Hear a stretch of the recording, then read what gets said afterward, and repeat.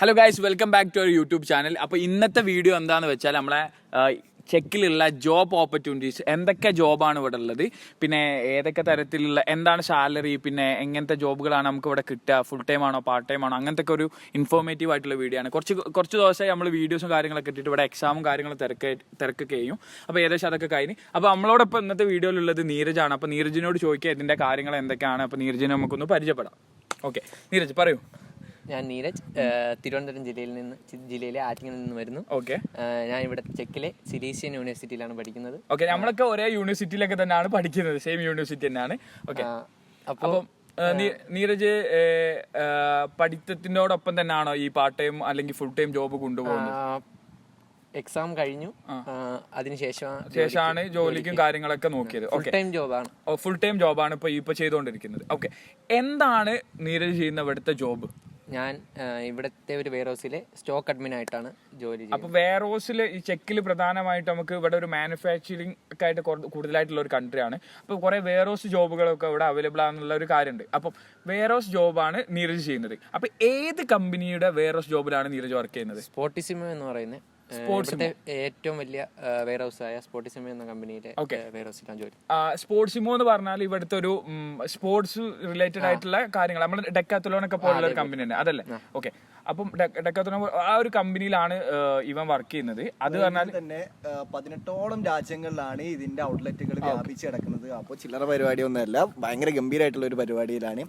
എന്ത് പൊസിഷനിലാണ് വർക്ക്? ഞാൻ അവിടുത്തെ സ്റ്റോക്ക് അഡ്മിൻ ആയിട്ട് പറഞ്ഞു. അപ്പോൾ ഈ സ്റ്റോക്ക് അഡ്മിൻ ആയിട്ട് നീരജ് വർക്ക് ചെയ്യുമ്പോൾ നീരജിന് എന്തൊക്കെ പണികളാണ് ആ വെയർഹൗസിൽ പോയിട്ടുണ്ടാവുക? നമ്മൾ ഭാരിച്ച പണികളാണോ, അല്ലെങ്കിൽ നമുക്ക് എന്താക്കാൻ പറ്റും? നമുക്ക് നോർമലായിട്ട് ഒരാളിപ്പോൾ ഇവിടുന്ന് ജോബ് ചെയ്യാൻ പോകുമ്പോൾ നമുക്കറിയാം നാട്ടിൽ പല രീതിയിലുള്ള പണികൾ നടക്കുന്നത്. അപ്പോൾ വെയർഹൗസ് ജോബ് എന്ന് പറഞ്ഞാൽ ചിലവർക്ക് അറിയില്ല എന്താണ് അവിടെ പണി ഉണ്ടാകുന്നത്. അപ്പോൾ ഈ സ്പോർട്സിമോന്റെ കേസിൽ പറയുമ്പോൾ ഈ നീരജ് പറഞ്ഞ പൊസിഷനിൽ വർക്ക് ചെയ്യുമ്പോൾ നമ്മൾ ആ ഒരു പൊസിഷനെ കുറിച്ചിട്ടാണ് പറയുന്നത്. വെയർഹൗസിൽ പല ജോബുകൾ പല രീതിയിലുള്ള ഉണ്ടാവും. സ്പോർട്സിമോയിൽ നീരജിന് കിട്ടിയ ആ ഒരു ജോബിനെ കുറിച്ചാണ് നമ്മളിപ്പോൾ പറയുന്നത്. അപ്പോൾ എന്താണ് രാവിലെ നിങ്ങൾ ഈ ഇപ്പോൾ പണിക്ക് പോകുമ്പോൾ തൊട്ടുള്ള ഒരു പ്രോസസ്സ് പറയും? രാവിലെ ഈ എണീക്കുന്നു പോകുന്നു ആ ഒരു കാര്യങ്ങളൊന്ന് പറയാൻ പറ്റും? ആഴ്ചയിൽ ഷിഫ്റ്റ് ചേഞ്ച് ചെയ്യും. ഓക്കെ, രണ്ട് ഷിഫ്റ്റിനെ കുറിച്ച് ആദ്യം നമുക്ക് സംസാരിക്കാം. നമ്മൾ പണിനെ കുറിച്ച് തുടങ്ങുന്നതിന് മുമ്പ് നമുക്ക് ഏതൊക്കെ സമയങ്ങളിലാണ് അവിടെ വർക്ക് ചെയ്യുന്നത്, എത്രത്തോളം ഹവേഴ്സ് ഉണ്ട്, ആ കാര്യങ്ങളൊന്ന് നീരജ് പറഞ്ഞു കൊടുക്കാം. ഒരാഴ്ച മോർണിംഗ് ഷിഫ്റ്റ് ആണെങ്കിൽ അടുത്ത ആഴ്ച വൈകുന്നേരത്തെ ഷിഫ്റ്റ് ആയിരിക്കും. ഓക്കെ, അതിൽ മോർണിംഗ് ഷിഫ്റ്റ് എന്ന് പറയുന്നത് രാവിലെ 5:45 തൊട്ട് വൈകുന്നേരം 1:45 വരെ. അതാണ് മോർണിംഗ് ഷിഫ്റ്റ് വരുന്നത്. ഓക്കെ, പിന്നെ ഈവനിങ് ഷിഫ്റ്റ് വരുന്നത് 1:45 തൊട്ട് രാത്രി 10 മണി വരെ. 10 മണി വരെ. ഈ രണ്ട് ഷിഫ്റ്റാണ് അവിടെ ഉള്ളത്. ഈ രണ്ട് ഷിഫ്റ്റാണ്. ഓക്കെ, അപ്പൊ നീരജ് നമ്മളിപ്പോ ഡോമിലാണ്, നമ്മളെല്ലാവരും ഡോമിലാണ് നിൽക്കുന്നത്. അപ്പൊ ഈ ഡോമിൽ നിന്ന് അവിടെ പോയിട്ടുള്ള ഒരു തുടക്കം മുതലുള്ള ഒരു പ്രോസസ്സ് പറയാം. എങ്ങനെയാണ് രാവിലെ എണീക്കുന്നത്, പോകുന്നത്, അതിന്റെ ഒരു ട്രാൻസ്പോർട്ടേഷനും കാര്യങ്ങളൊക്കെ ആയിട്ട്? മോർണിംഗ് ഷിഫ്റ്റ് എന്ന് പറയുമ്പോൾ രാവിലെ ഒരു 3 മണി 2:30 എണീക്കും. വേറെ ഒന്നിനും സമയം കിട്ടത്തില്ല, വേഗം എണീക്കുക. 3 മണിക്ക് ഇവിടെ നിന്ന് നടന്ന് ഇവിടെ അടുത്ത റെയിൽവേ സ്റ്റേഷനിൽ കയറി നമ്മൾ സ്പോർട്സുമോ എത്തിക്കഴിഞ്ഞിട്ടുള്ള അതിന്റെ ഒരു ഡെയിലി ടാസ്കുകൾ എന്തൊക്കെയാന്നുള്ള ഒരു കാര്യങ്ങൾ പറയാം. ഡെയിലി ടാസ്ക് അവിടെ ചെന്ന് കുറച്ചു നേരം ചായയൊക്കെ കുടിച്ച് ഒന്ന് ചില്ലായിട്ടിരിക്കും. അതിനുശേഷം നമുക്കൊരു കാർഡുണ്ട്, അത് ടാപ്പ് ചെയ്ത് മാത്രമേ അകത്തോട്ട് കയറാൻ. അപ്പൊ നമുക്ക് എല്ലാവർക്കും ഓരോ കാർഡുകൾ, എല്ലാവർക്കും സെപ്പറേറ്റ് കാർഡ് ഉണ്ടാവും. ഓക്കെ, കാർഡ് കൊടുത്തിട്ട് അത് ടാപ്പ് ചെയ്ത് മാത്രമേ അകത്തോട്ട് കയറാൻ പറ്റത്തുള്ളൂ. അവിടെ ചെന്നിട്ട് അതാണ് നമ്മളൊരു അറ്റൻഡൻസ് പോലെ സംഭവം. അതാ, അവിടെ ചെന്നിട്ട് ഓരോരുത്തർക്കും ഓരോ പണി അവിടെ അന്ന് ചെയ്യാനുള്ള പണി അവിടെ ബോർഡിൽ ഇടും, അവരുടെ പേര് ഒക്കെ പ്രോപ്പർ ആയിട്ട് കറക്റ്റ് ആയിരിക്കും. ഓക്കെ, അതനുസരിച്ച് നമ്മൾ അന്നത്തെ ദിവസത്തെ പണി ചെയ്യും. ഓക്കെ, ഞാൻ വേറൊരു കാര്യം ചോദിക്കുന്നത്, നീരജിന് ഈ സ്പോർട്സിമോലെ ജോബിന് കയറിയപ്പോൾ എന്താണ് അവിടെ നിന്നുണ്ടായ ഒരു അനുഭവം? അതായത് അവിടെ ജോബ് എങ്ങനെയുണ്ട്, പ്രൊഫഷണൽ ആണോ, അവിടുത്തെ ഒരു കൾച്ചർ, ഒപ്പരം വർക്ക് ചെയ്യുന്ന ആൾക്കാർ, പിന്നെ അവിടുത്തെ ഒരു മൊത്തത്തിലുള്ള ഒരു സാഹചര്യം, വർക്ക് ചെയ്യാനുള്ള ഒരു സാഹചര്യം കാര്യങ്ങളൊക്കെ എങ്ങനെയാണ് ഉണ്ടായിരുന്നത്? സാധാരണ പോലത്തെ ഒരു ജോലി, ഇതൊരു ഡിഫറെന്റ് ടൈപ്പ് ജോബാണ്. അപ്പോഴത്തേക്ക് പലതരത്തിലുള്ള ആൾക്കാരുണ്ട്, പല രാജ്യത്ത് നിന്ന് ആൾക്കാരുണ്ട്. ഓക്കെ, അപ്പം ഇന്ത്യക്കാർ മാത്രമല്ല, ചെക്ക് ഉണ്ട്, യുക്രൈൻ ഉണ്ട്, ആഫ്രിക്ക ഉണ്ട്. അപ്പൊ ഈ രാജ്യങ്ങളിലുള്ള ആൾക്കാരൊപ്പരാണ് നമ്മൾ വർക്ക് ചെയ്യുന്നത്. അപ്പോൾ എല്ലാവരും കൂടി ഒപ്പരം തന്നെയാണ് ഇതിന്റെ പരിപാടി. അപ്പൊ നീരജ് ഇപ്പം നമ്മൾ പറഞ്ഞ പോലെ ടാപ്പ് ചെയ്ത് ഉള്ളിൽ കയറി. അപ്പൊ എന്താണ് അവിടെ പണി ഉണ്ടാവുക? നമുക്ക് അവിടെ ഈ സ്പോർട്സ് എന്ന് പറഞ്ഞാൽ ഓരോ പ്രൊഡക്റ്റും കാര്യങ്ങളൊക്കെ ആണല്ലോ. അപ്പൊ ആ പ്രൊഡക്റ്റ് എന്താണ് ചെയ്യാണ്ടാവുക, എന്താണ് അതിന് അനക്കുള്ള ഒരു പണി എന്താണ്? എന്റെ പണി അവിടെ പിക് ടവർ എന്ന് പറഞ്ഞ ഒരു പ്രത്യേക സെക്ഷൻ ഉണ്ട്. പിക് ടവറിലാണ് എൻ്റെ പണി. അതിൽ സാധനങ്ങളൊക്കെ ഇങ്ങനെ അറേഞ്ച് ചെയ്ത് വെച്ചിട്ടുണ്ടായിരിക്കും.